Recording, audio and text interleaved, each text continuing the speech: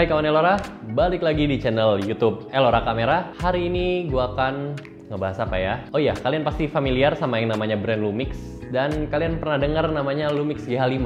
Kamera itu merupakan salah satu yang inovatif waktu di tahun dia rilis, yaitu di tahun 2017 karena dia udah bisa ngerekam 4K di 60 fps dan juga dia kamera pertama mirrorless yang bisa ngerekam dengan format 10 bit secara internal, alias nggak perlu colok-colok eksternal monitor. Dan hari ini gue nggak bakal ngebahas si Lumix GH5, tapi gue bakal ngebahas kamera generasi sebelumnya, yaitu Lumix GH4. Ini kameranya.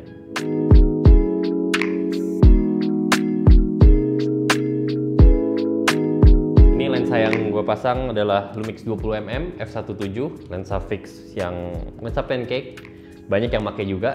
Tapi yang gue fokusin di video kali ini adalah apakah Lumix GH4 ini masih worth it di tahun 2021? Karena seperti yang kalian tahu, kamera ini rilisnya tuh udah lama banget. Dia rilis bulan Mei 2014. Jadi bayangin tuh udah berapa tahun? Sampai 2021. Udah 7 tahun kan? 7 tahun lalu. Langsung kita bahas dulu ke bagian luarnya seperti biasa, yaitu ke bagian body. Dari depan dia kelihatan simple, cuman ada tulisan Lumix, terus ada di sini tulisan GH4, nggak ada tombol aneh-aneh. Dari atas, mulai dari bagian kiri ada dial drive mode buat ngatur tipe shoot foto, mau single, bershot, ataupun pakai timer. Terus ada flash, hot shoe, menu dial, tombol on dan off, terus ada tombol function. Ada 3 tombol yang mempermudah ngatur warna dan cahaya, yaitu ada tombol white balance, ISO, dan exposure compensation. Terus ini ada dial untuk ngatur bukaan aperture atau diafragmanya, dan juga ada tombol shutter buat take foto. Di bagian kiri ada port untuk mic, terus ada port juga buat headphone, buat kalian biar bisa monitor suaranya. Terus ada port AV in out dan juga mini HDMI buat connect ke external monitor. Di bagian kanan ada slot SD card dan di atas ini ada tulisan remote. Ini tuh buat remote shooting gitu. Di bagian belakang ada banyak banget tombol. Ada 4 tombol function, viewfinder, tombol AF atau AE lock. Ada ini rolling switch buat ganti shutter speed. Tombol media buat ngeliat foto dan video. Tombol record di sebelah sini nih, dekat AF AE lock. Ada tombol display dan juga ada keypad nih buat ngatur settingan dan buat ganti-ganti menunya. Di bawahnya seperti biasa dia ada tempat untuk baterai dan ada juga untuk mounting tripod. Lanjut ke spek GH4 ini, gue nggak bakal terlalu dalam ngebahas spek ini.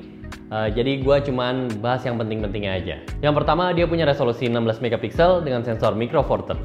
Terus dia udah bisa 4K recording. Dia ada 2 pilihan gitu. Yang satu DCI 4K.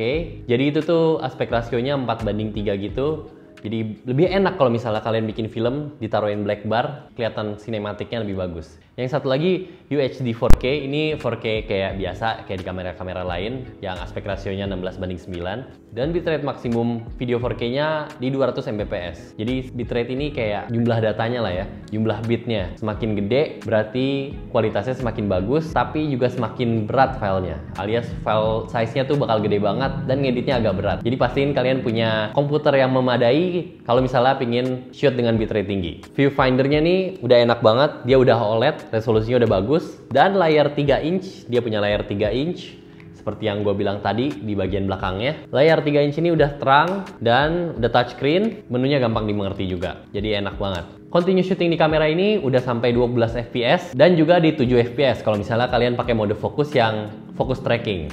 Ini kita coba aja, ini udah cepet kok. Tuh bunyinya 12 fps. Jadi enak buat nangkap momen kalau misalnya foto-foto juga. Terus dia juga udah punya photo style namanya, ini kayak profil-profil warna lah, color profile kalau misalnya di kamera lain nyebutnya. Dia ada kayak biasa, ada standar, ada vivid, ada natural, monochrome, portrait, custom. Terus ini dia yang unik ada Cine Like D dan Cine Like V. Ini biasanya buat kalian yang suka color profile yang nggak terlalu flat. Jadi kalian bisa setting aja Cine Like D-nya, kalian kurangin saturation-nya, kurangin kontrasnya, terus nanti kalian grading. Dan dia udah ada fitur Wi-Fi dan remote shooting, jadi bisa connect ke HP via Wi-Fi, bisa buat shooting ataupun transfer file. Dan yang uniknya di Lumix ini, sebenarnya nggak di Lumix ini doang, di Lumix yang GH5 yang terbaru ataupun yang kelas-kelas di bawahnya, dia punya banyak fitur unik. Ada 4K foto, jadi kalian kayak ngerekam video 4K, dan dari beberapa frame video 4K itu kalian bisa pilih jadi foto. Pilih mau nge-save foto yang mana. Terus ada post focus, jadi kalian shoot dulu, nanti abis itu pilih fokusnya belakangan. Jadi nggak usah nentuin fokus, jadi semuanya bakal fokus, tapi kalian bisa milih objek mana yang mau lebih fokus. Dan ada X teleconverter.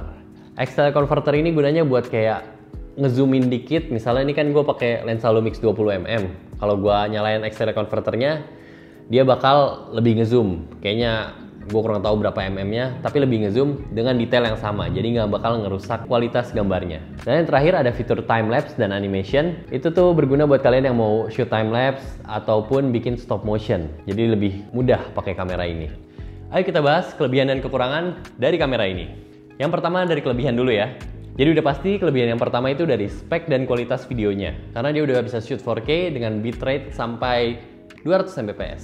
Jadi buat kalian yang suka bikin film serius atau short movie itu cocok banget. Terus dia ada mode variable frame rate. Jadi dia udah bisa slow motion sampai di 100 atau 120 fps. Jadi kalau misalnya di slow motionin ke 25% itu udah slow mo banget. Tapi kalau misalnya kalian pakai mode ini, kalian harus pakai manual focus. Itu yang agak BT-nya. Cuman ya di Lumix yang baru juga kayak gitu. Jadi dibiasain aja kalau misalnya mau take slow mo, pastiin kalian udah terbiasa sama manual fokusnya. Bodinya sih bentuknya mirip kayak DSLR ya, cuman ini tuh nggak terlalu berat dan enak banget digenggam. Terus dengan tombol-tombolnya juga yang banyak, tombol functionnya tuh banyak banget dan bisa di custom lagi sampai yang tombol touchscreen-nya juga. Jadi itu berguna misalnya kalian mau ngeset apa-apa, lebih gampang lah. Kayak ini shortcut gitu lah, biar lebih enak kalian pas syuting. Gak ribet-ribet ke menu dulu, tinggal klik aja salah satu tombol event ini buat ganti settingan. Menu Lumix itu salah satu yang mudah dimengerti karena emang gitu aja, dia ikonnya jelas. Kayak ini mode buat kamera, ini ada buat video, ini buat settingan, ini buat media. Buat yang baru belajar kamera, gue yakin pasti cepet lah adaptasi sama menu Lumix ini. Lanjut kekurangannya, ini kekurangan yang menurut gue pertama sensornya kecil.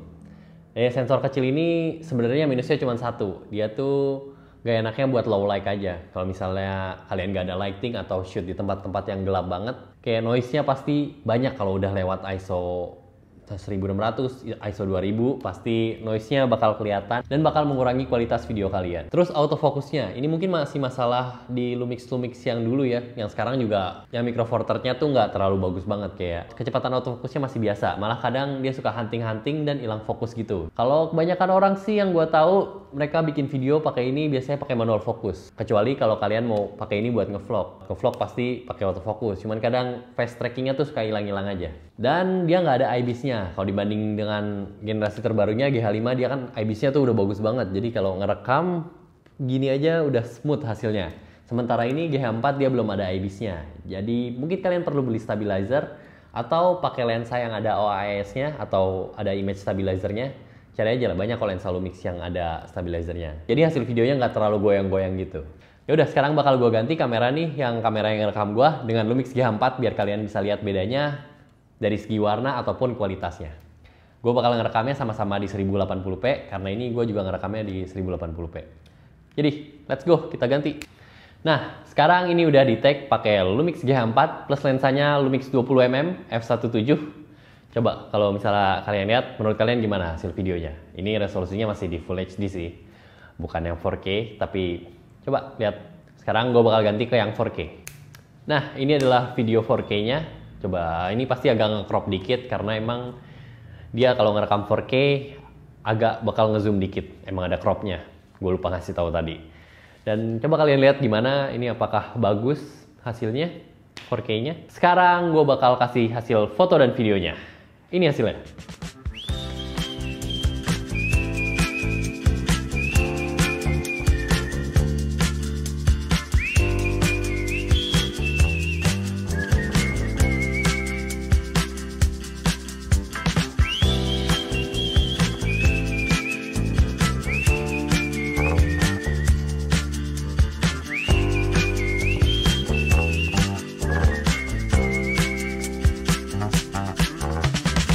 Sekarang gue bakal ngejawab pertanyaan yang gue tanyain di awal tadi.